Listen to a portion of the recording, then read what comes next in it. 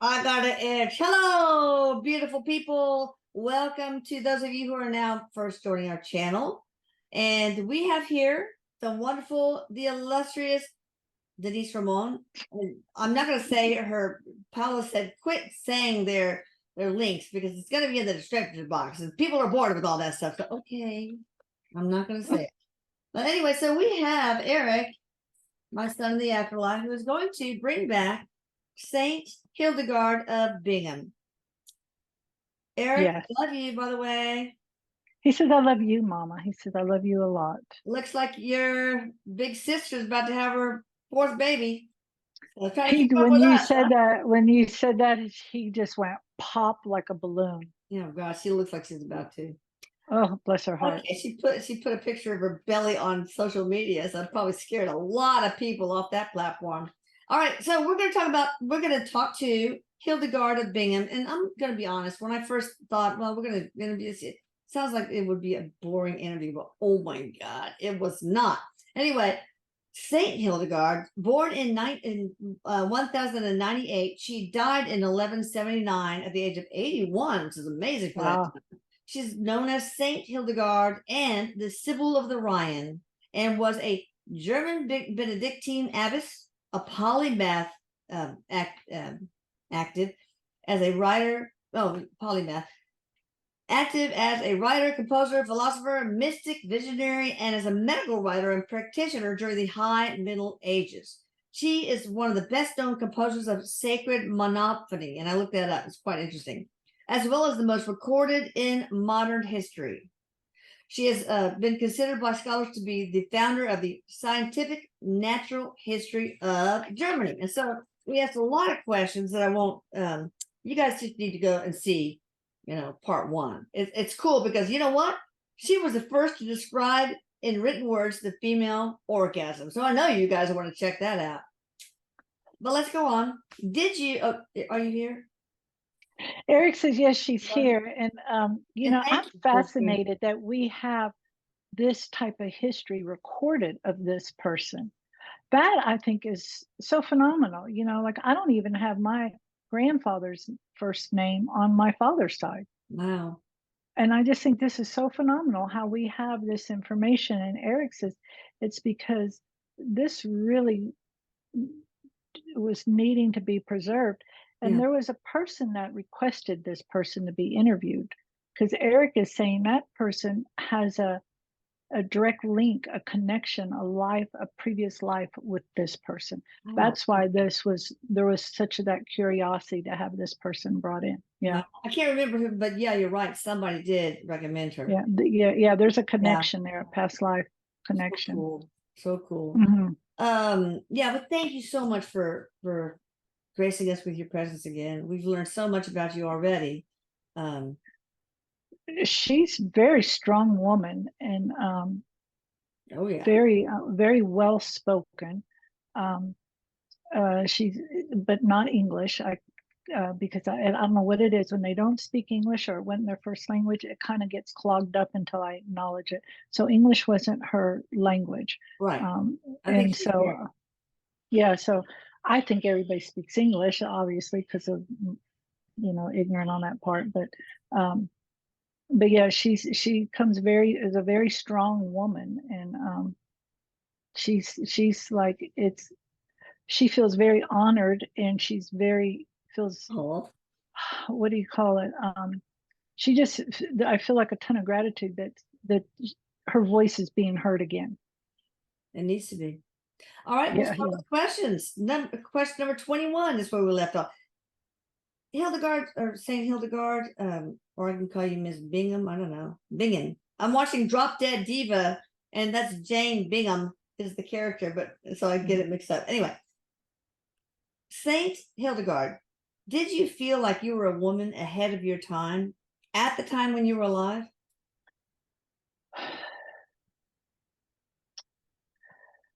she says no because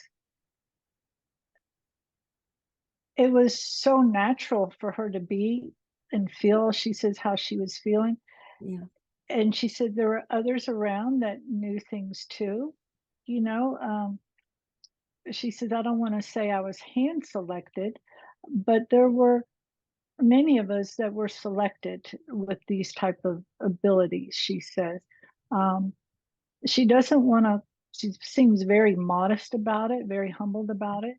But she said she knew she stood out from a lot of people. And the way she's doing her mouth, like her voice was bigger than what people wanted it to be.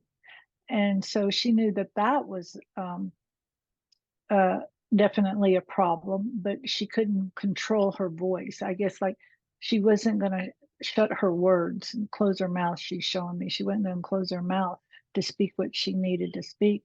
But she says no, she really didn't feel like she was ahead of her times. Um, Well, I I get the feeling like she felt like people were behind times. probably they were, but it's interesting. Before in part one, you talked about, they gave you laterality. They gave you some room, Mhm. even though you were a woman, to escape persecution. I mean, still, that it was touch and go, but because of the importance of what you had to share, and because I guess the divine, wanted your voice to be heard, you weren't hanged as a witch, burned to the stake. So, because of your visions and healing abilities, have you ever been accused of witchcraft? Have you ever been in danger or threatened by anyone from the church because of that? She's laughing and she said, "Of course." Yeah. And she said, and it was they were threatened by my um, as we would call it, my power, but really it was her abilities. Yeah. Mhm. Well, yeah, you had this. Some people thought it could be some weird form of migraine seizures. You had these attacks. So we talked a lot about that in part one. Anyway, you were nursed in your illness and encouraged in your writings by Ricardus von Stade, a younger woman who was your personal assistant, soulmate, and special favorite. Whether or not you were two were physically intimate. Turn pages. I need a page turner. Okay. uh, uh whether there was any physically intimate action suggest that you were a lesbian in the sense that your primary love interest was that in a woman. I think I missed something. Is that true? It's wild that that question was there because, I read just the Wikipedia just to get a face to who I was going to talk to.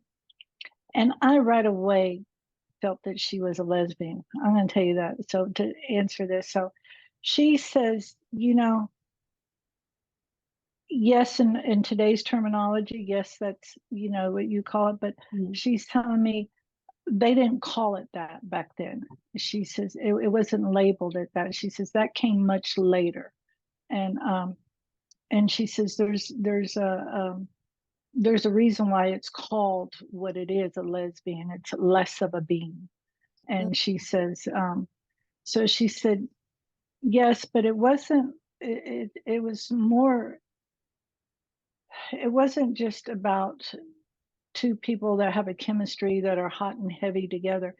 There was a genuine love and care and concern. It was just two people really loving and caring and nurturing for one another. That's wonderful. All right, so what is your afterlife? Well, first of all, how was it back then? In that were lesbians and homosexuals, were they shunned? Was it, or was it like during the Roman time? Well, any port in a storm. Well, she said it depended on what she's showing me what section you were in. I feel like what section of town, just what was going on. She said, it definitely wasn't advertised. You didn't walk around advertising. I guess Yeah, she's taught like holding hands and holding the pride flag or something. Something like you didn't advertise it, yeah. but but but people knew, and because she says it it was it's almost like how she's showing me that people knew this was going on, Yeah. you know, with men and women. Yeah. But was there a law against it written on the books? Or was it just like It junk? wasn't like, oh, that's no big deal. I feel like you had to be conservative with it from what she's showing me. Okay. I don't feel like it was written on the book, she says, Okay. because I don't think they knew to write that on the books then at that time. Yeah. Well, now they've written so many laws. I think there's even one that it's against the law to let your mule wear a hat on Sunday in town. So these are discussion. All right. What is your afterlife perspective now on same-sex romantic relationships? Hildegard. Can I call you Hildegard or Saint? She said yes, yes. And she even said you can call her Miss H, whatever feels natural to Okay. you. All right. She says putting a saint on her is something that was done long after, and it's to make other people feel better. She says Okay. we're all saints, you know, is Yeah. what she says. We're all that. Yeah. But she says, what is her viewpoints now? She says, you know, from her viewpoint, she says she's okay with it, but it's about the exchanges of love. Yeah. And over time, we have made it into something that it isn't. You know, we've made it into wrong, rather it be um, the age difference, the type of sexual orientation or whatever. She says, as long as you have two consenting people together, Yeah. that in itself should be okay. And I Love is like how love. she said people, because she didn't say adults. So I feel Uh, like, of course, she wasn't talking about adolescents, you know, like right. kids 10 and 12 and that, but of an adult age. And Yeah. she says yes. She says um, even she dealt with that, as far as we put a label on things because it's like we have to label something to organize it in our thoughts instead of just being with it. And but she says she's amazed at how long it's taking to get things Yeah. to be okay, We're getting there. which I agree with her. And she also is talking about the women as well, is, you know, how long. And I think that's funny because I was just thinking about that last night, just but anyway, she's just saying how it's like we fell down a hole and we're digging our way out of it so we can say, you know, like, yes, I'm here. Yeah. And but people keep making it impossible almost for us to dig out of it, she Get says. there. Now, did you feel compelled to support the Catholic Church policy against homosexual activity? Did she feel compelled to support? Support the anti-homosexual policy of the Catholic Church? Did you even do that? I don't get like she supported that, but what I feel like she supported was, she says monogamy Yeah. is what, you know, for that. I don't feel like she supported that. I do feel like, from what she's showing me, like, people use those words, you know, might insinuating this is what she's promoting or whatever, because they do that a lot, she says, and to make it where people follow like a Yeah. certain line is what she's showing me. Okay. Now, you did the sacred monophony. I was listening to some of it, and it's like monotone, da, da, da, da, da, da, you know, like church type of music, really. What effect does your music have on human beings? I'm a big believer in sound therapy. Like they just found out that the sound of the wings of bees beating, if a person with PTSD spends time near a beehive, you know, regularly, that their PTSD gets better.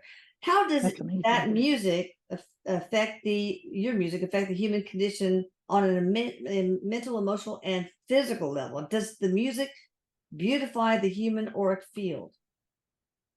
She said, yeah, she said yes. And she's telling me her music was channeled, like how it was Oh, divinely, like it wasn't just her just thinking of this. It was, she's showing me how it was information given to her to utilize. And she said her music is very much about healing. And she says, because it's the vibration of it that matches people's yeah. vibrations, and it helps to how she's shown me to bring balance to people, to bring calmness to people. She said it's very effective. She says now there might be a piece of music that doesn't do anything for you, but that doesn't mean it won't do something for other people. Yeah, sure. Yeah, yeah. So she says yes, it's very much.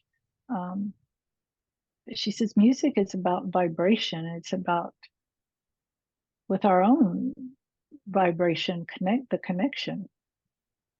I'm going to look up a Hmm. quote I saw from Einstein. Not the Bagel Brothers. Stop it.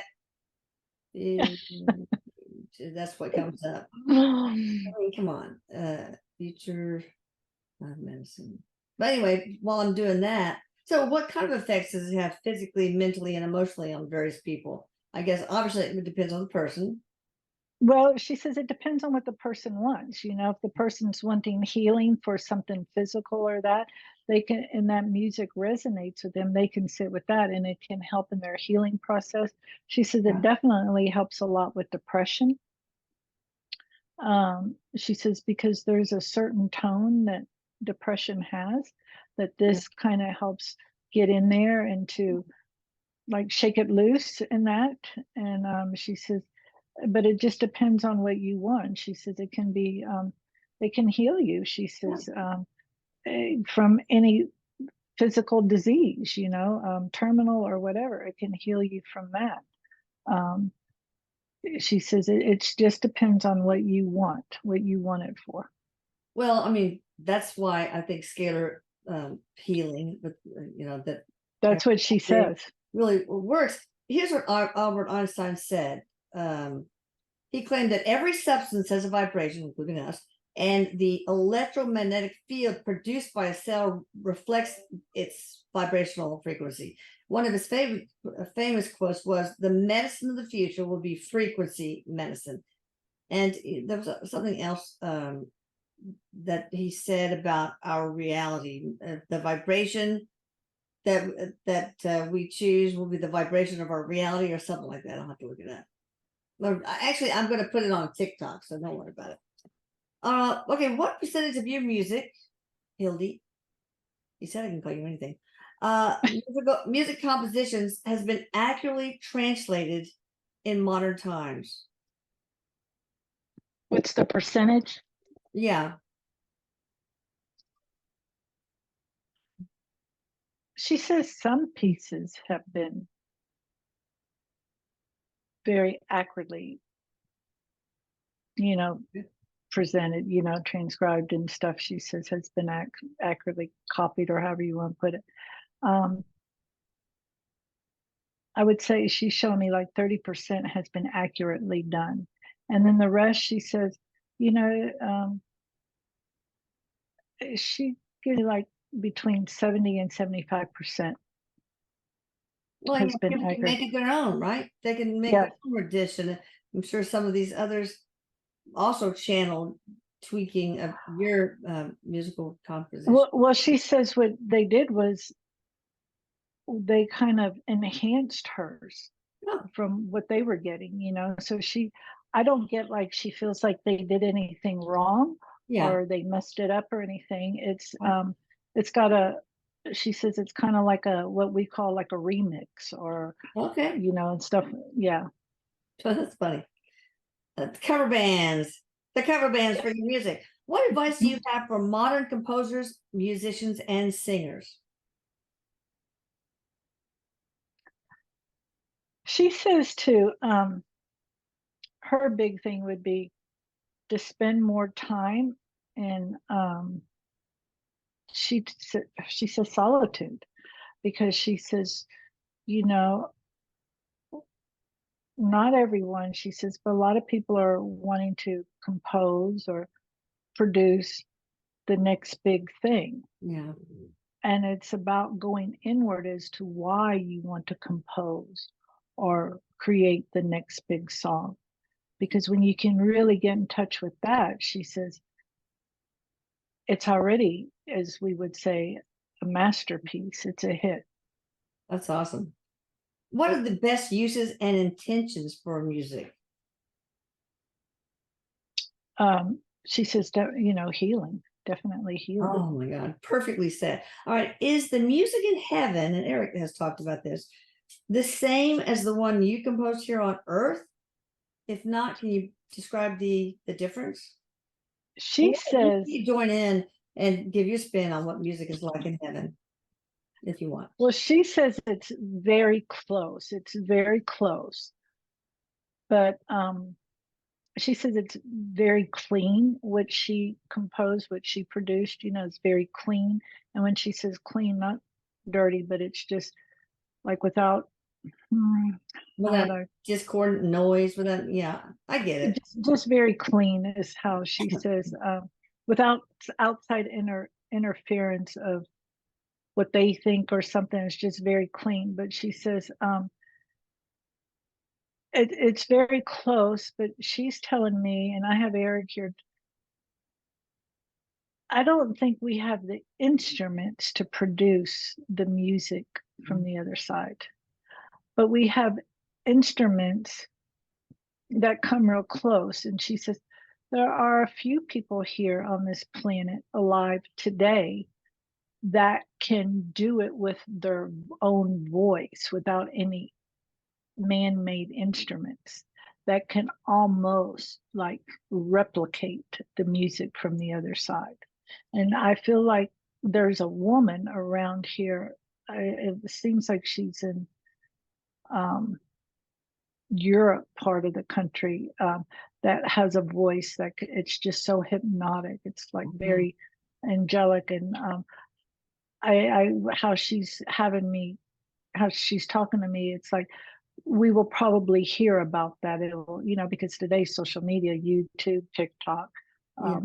all of that, but she says, yes, there's a few people on this planet that can almost replicate that Well, sound. there's this band that I just found, but of course you guys probably already know about it. Pentonics or Pentanics. They're an a cappella group. And I watched their video of them doing the Hallelujah song by whatever Cohen. Oh my God. I mean, they use their chest, their feet, their voices, and no instruments. And it was just heavenly. I mean, and there's a whole bunch of reaction videos to it too. It's really cool. You guys need to check it out. Pentonics. I don't have to check that out. Hallelujah. Yeah. Oh my God, it's beautiful. All right. Did you ever use music for healing when you were alive? Oh yes, very much so. Let's She said, because we didn't have doctors back then like we do today. So she laughs and she says, there were. And that can be a blessing sometimes, okay? She said, so you definitely had to use your limited resources. But she knew music was about healing. And I feel like she did a lot of healing on her abdominal area for her own self with her music. Yeah. She shows me how she had a lot of, I don't know, like stomach issues. And I'm like, digestive issues, because y'all didn't have the stuff we have nowadays. Yeah. But it just helped healing with that. And I just feel like she just had some problems from a young age. Yeah, she was very sickly for all. Okay. She really struggled with all sorts of fits, and that would leave her just absolutely disabled for a long time. Anyway, so you guys will recognize it.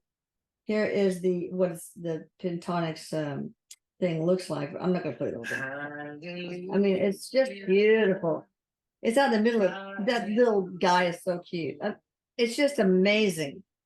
I'm gonna have to check that. That's a powerful song in itself. Anyway, y'all check it out. Yeah.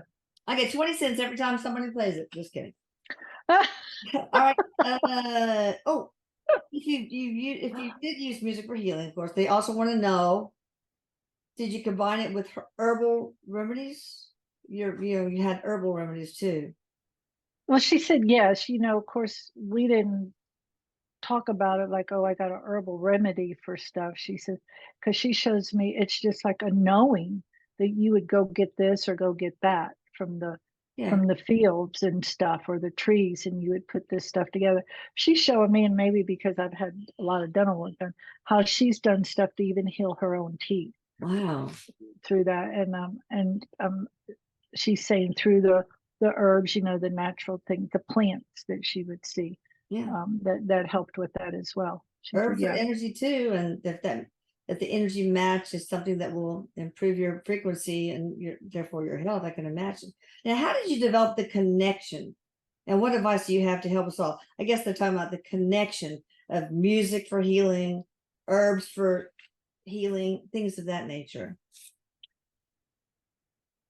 She says it's just coming from that time. It's just something that you grow up with. It's something that's just everybody knows what to do, because Yeah. we didn't have what we call these urgent care clinics, and we didn't have that stuff to go to. It's You didn't you have have to Ozempic and Pepsi and all that stuff. I mean, people right. have to figure out what Mother Earth has to offer in the way of herbs and what sounds work. But go ahead. Erik says it's kind of like being Apollo 13 all the time, because at Apollo 13 he says they only had to work with what they had in order to get back, is Yeah. what he's telling me. Mm. So she's saying, it's just it's just a knowing, because it's taught to you growing up. Yeah. It's just taught to you. It's like, which is the left shoe, which is the right shoe, because it's just something you've been taught with. You can't define the age that you knew that. It's just because you've been taught that. And this was the same thing. But she says, because of how she was brought into this world, this planet, she says, it really put her mother, and I feel like other women, on a search to help heal her. Mm. And so she said she was told at a very young age, and I say told, it's like she was given messages at a very young age that it was going to be okay and not to worry. And it's like, so she just knew, and she just would follow this. She's saying, for lack of better ways to put it, followed this light that was already within her, and she would just follow that. Um, she says we call it intuition now. So she just always had this strong understanding of this light that was in her. That's amazing. Well, Yeah. it's sort of like the Native Americans and other indigenous people, as far as learning about how Mother Earth can provide us with things that are healing. And stay away from the poison ivy, kid. But so, and that word of mouth from the elders to the young who become elders to young. Is that what you're talking about when She you? said, yes, it's the same thing. Okay. It's the same thing.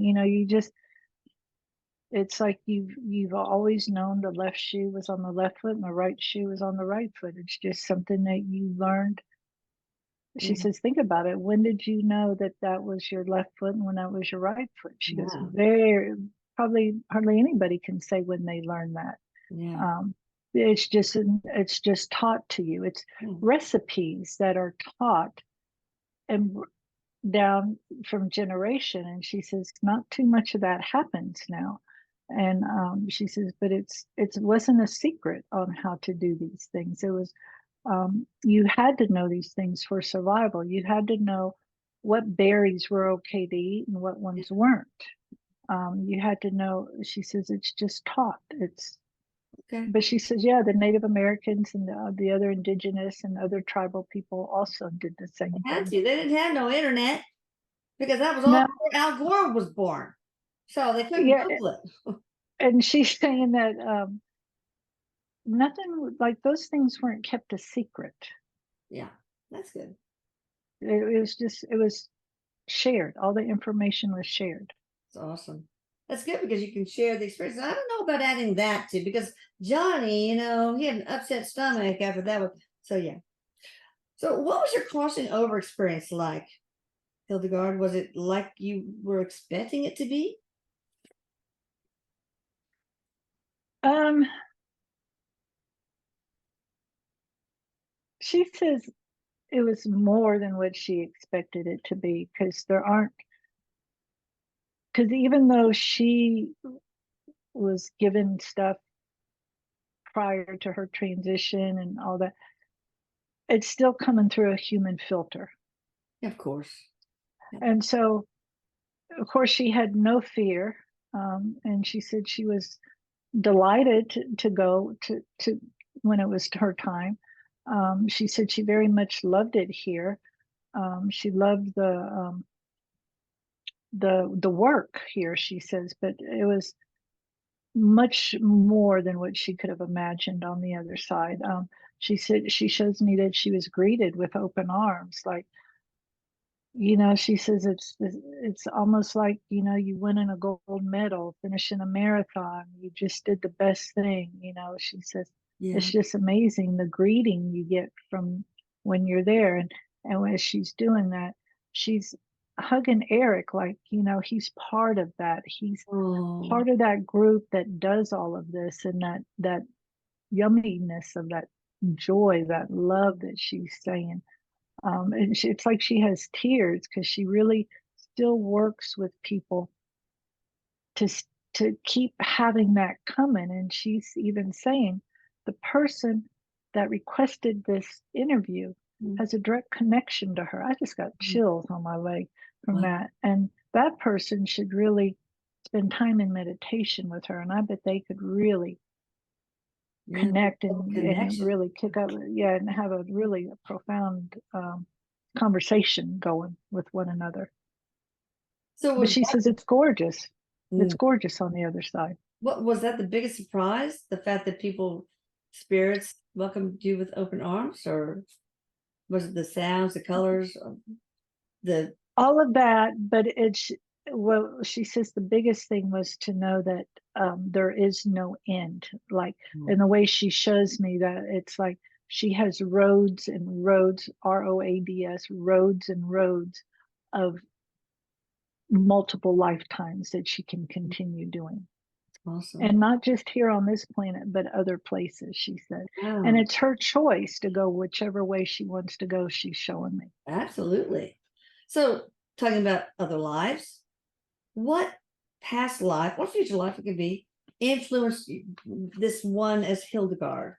Can you talk about it? We might have covered it, Yeah. but maybe not. Wow, that would have been a long time ago. Uh, well, she's showing me that it feels like it feels like I don't know. I want to say like a tropical safari place is what it is because of all the greenery and that and the wilderness of it. Um, but she shows me to be um, a huge tree. She was a tree. Oh, wow. So Yeah, she how did showed. that influence your life as Hildegard? She says because of the intelligence that the tree has, all trees, because they know where to go for Yeah. what they need. They know how far deep, they know what to do, the communication with everything, she says, communicating through other plants, plant life, vegetation to animals, um, and people who listen can hear. She says, but that she says that was she really there was a connection with her with that kind of life when she was Hildegard, because Okay. you're very in tune, she says, and there are people here today that are very in tuned with trees. Yeah. She goes, because the trees speak very loud. Yeah. Secret Life of Plants, great documentary. That old, from the 70s or something. But I recommend it to everyone because it does show the intelligence. And I bet it was your opportunity to just be an observer of life too. There was another person that came back as a Galapagos tortoise, living so. Another one came back as a rock, I think, but that purpose was to observe. Was that a component in that life? She says yes, but also to she says she says she was so much to so many. Yeah. Shelter, shade, food. It's like the giving tree. I can't read that without crying. Oh my gosh. All right. Did you, 1,000 years later, incarnate as Nelson Mandela or Gandhi? Or if not, have you incarnated at all? She smiles and she says, well, of course I have, but it's not like that whole soul came into another body or another body. It's like, as Erik showed me one time, it's kind of like, because I used to make dinner rolls from a recipe from a loaf of bread. Yeah. And he told me it's kind of like that recipe. You'd make that ball of dough that you're going to make a loaf of bread, but instead of making the loaf of bread, you make little dinner rolls from it. Right. So that ball of dough. 3 balls and a little 3 balls and a little muffin thing. Parker House rolls, I think I call it, or something. Yeah. So it's like it's a bunch of dinner rolls, but it's from the same loaf. But so she's showing me how little bubbles of her have populated into multiple lives. Was she part of Mandela? I'm not getting that. Okay. Gandhi? I'm not getting that. Jesus? Oh, that was yeah, sorry. Getting my dates wrong. Jesus, Gandhi, I feel like she had a big influence with him. Okay. But I don't feel like she wants to elaborate because I feel like some of them who are here, but she says she has come back though as a very humbled. She's lived several lives in poverty because there was so much to teach in those areas. Yeah. For you to teach, or for her to teach, Okay. Yeah. And also, she says, we look on that like, oh, the poor person, or that's horrible, or I'm so glad I'm not that. But she says the growth that you get from being in those places it's priceless. She says it's priceless. Of course. All right. How have your views changed since being on the other side, if at all? Well, she said, of course, because she's kind of funny. She goes, I've been gone for a while. And so, her expansion, and she's showing me just her energy is just really so beautiful, so graceful feeling. I think the way she's showing me is that there's a way to get what it is you want. And I feel like she's talking about for the goodness of all. But she's showing me like putting honey in your hand and feeding it to people. Like there's a way to do things without coming across so pushy. She's showing me the way she's showing pushing. Humility is so important. She says, we're really in a battle with ourselves. And when we can see that and we stop the battle and really get into the I want to say the smoothness of it is what she's showing me. Get into the direction of what it is we want to get. Then we're in the flow of things. She's saying, like getting into the divine nature of who we are. Yeah. Yes. And divine nature of us being whole and part of the Creator. Is it kind of like along those lines, or something different? It's that, but it's really about tuning in to yourself. She said, because it's like some of these things that we want, some of these, she says, like equal rights and that. She's just saying, and yes, you have to go in a direction so that they hear you, but it's like you're going uphill when you could be just going right into it if you just didn't get into the fighting part of it and the Oh, resistance yeah. part Oh, of it. I Yeah, see. Yeah. yeah, What you resist persists. Wow, that's yeah. really wise. What was your life purpose? I mean, what's your main life purpose? What were the most important things you learned from that life, and what are you up to now? Okay, let's just take it one at a time. What was your life purpose, your main life purpose as Saint Hildegard? And we're almost finished. She said, suffering was, but she didn't feel like she suffered, but in other people's eyes, she suffered, she says. But suffering is an honor if you can see it as that. It's a chance Um, for immense expansion of your soul.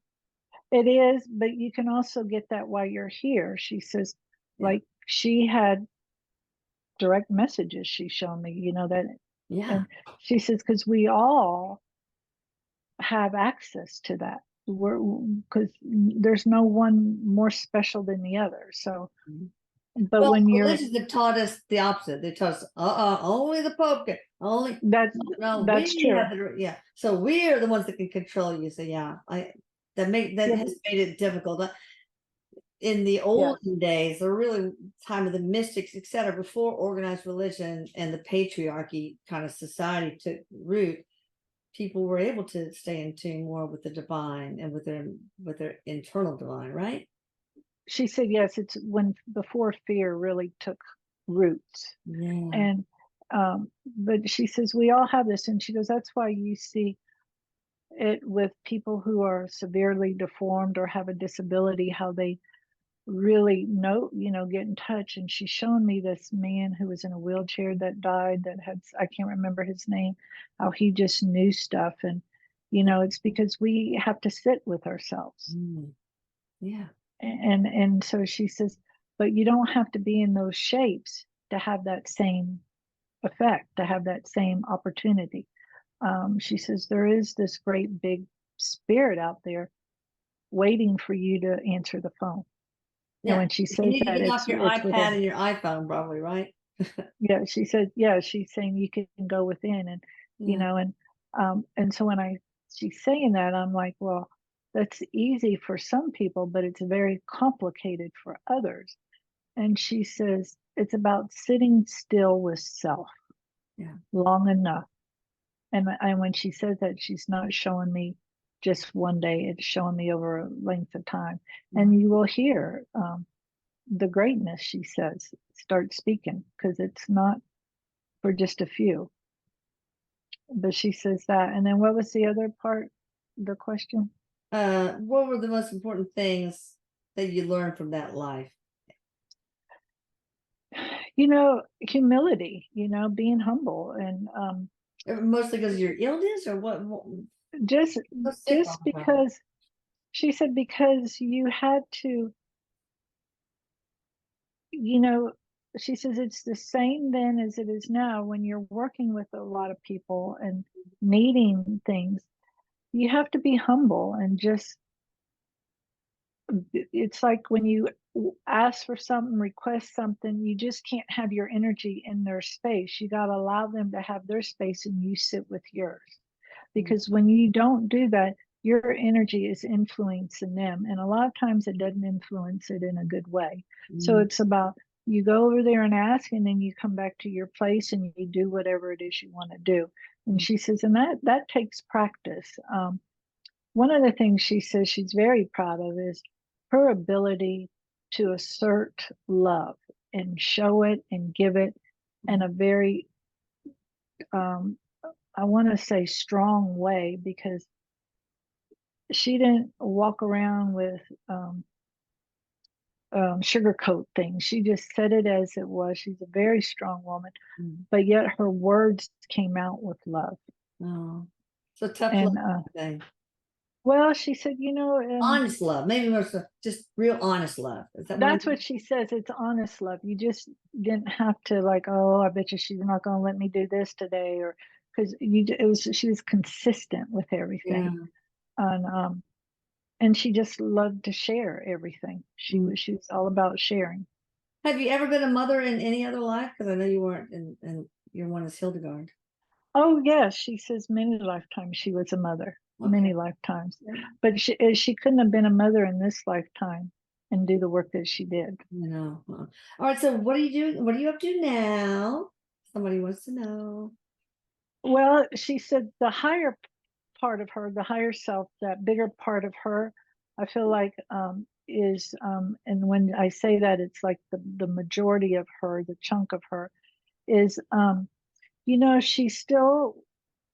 It's like she's the way she shows me. It's like she's doing needlepoint, but she's needle pointing woven in the gaps in this planet that need to Oh, come together. oh wow. And the way she's sewing this, and she just does it one little stitch at a time. And when she's showing me one little stitch, I feel like it's, she's working on the energy to close up those holes. And Oh, it's like nice. that's a lot, yeah. But to her, to us, it That's a looks really really holy place around here. Man. but for us, it seems like it's a big pile of mess. But for her, what she's showing me, it's not as big as it looks. Okay. That's helpful. All right. So, in a nutshell, what impact and legacy do you think you have on humanity? She laughs and she says, "Well, from what I've read and stuff, one was her compassion, her love that she gave so free.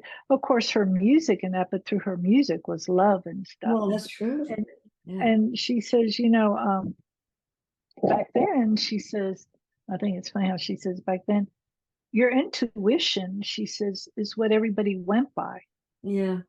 Yeah. and followed. Now it's Google. Yeah, she says you're right, and she Please said find so. something. Um, she's really the love that she was able to give, and Yeah. the music, and how it still influences people. And she says she feels so honored to have this interview. Both interviews. She said Oh, um, it's nothing that you sit back and hope that happens, but when it does, it's just a very honored moment. oh. Well, we're honored to have you. So, any last message? I'm going to play a little bit about the. This is a Hildegard von Bingen. Oops. Voice of Angels, Voices of the Sick. So, this is one of your works. It's beautiful,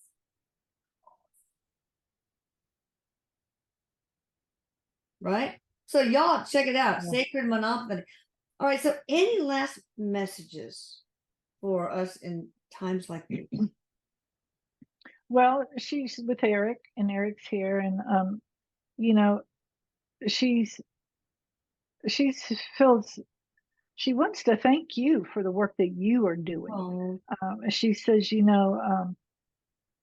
might feel like you're just a little speck doing your work, but you're not. She says, what you do is so profound to help this planet. She says, you have no idea what you have done. And she feels very honored working with your son, Erik. Um, and she kind of laughs, and she's got like her arm around him, saying like we're both saints and stuff. oh, And but she says, she's just it just warms her, like she, her heart, so to speak. But everybody, it just thrills everyone to see people like you oh, doing the work that you do, and people who watch your channel who are doing the work, because people are gravitated to your channel because they're doing the work too, no matter what stage of the the farm that they're on. They're there growing and moving and healing and progressing and helping. They're like taking care of the land so that the next generation that comes in will have something better to work on. Yeah. And it's healing the planet. And we need all I the feel, light workers we can get. yes, I feel like her and Erik are going to go off for lunch or something after this. Oh, The way, hey, maybe yeah. she'll, So Erik, have her be a part of the divine team and our scalar healing if she's willing. I really, really, really get that feeling, Elisa. I really, really do. I would, when you go in there, I would really see what you pick up on, because I feel like Okay. those two are going to go out for lunch, so to speak. What we would call lunch. But Yeah. I would really look at Go that, out for a beer. because it's. Okay. You're saying beer, and I'm thinking hummus. No. Oh, I like hummus. I'm teasing. Is there any? I figured y'all are gonna go off, Erik. Y'all two are gonna go off and jam to some sacred monophony, huh? He says yes. He goes, yes, mom. Yes, mom. Okay. Oh my Anything? God. Last question. Any little known thing that's kind of fun about you, Hildegard?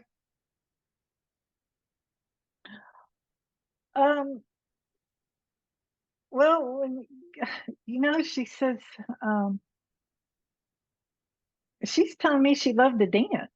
Oh, Just love that. she loved to dance, and I'm not talking slow dancing. I'm just talking like moving her arms, and she just loved to dance. Yeah, Because living your energy. Absolutely. yes, That's cool. love to dance. And I'm like, well, there couldn't have been too much you could have done back then. And she Yeah. says, you'd be surprised. You'd be surprised. All right. Well, thank you so much. And thank you, Erik, for bringing her in. I love you. Thank you, Denise, for the awesome channeling. And again, check out about Denise in the description box. Please watch part 1 of Hildy. Yeah. And I'm so honored she's hopefully going to be on the divine team with us to help with the scalar healings. And y'all subscribe to this channel and the Atlanta Scalar channel. Hit the notification bell, yada, yada, you know the drill. All right. Love you all. Big hugs. Talk to you later. Bye. Thank you.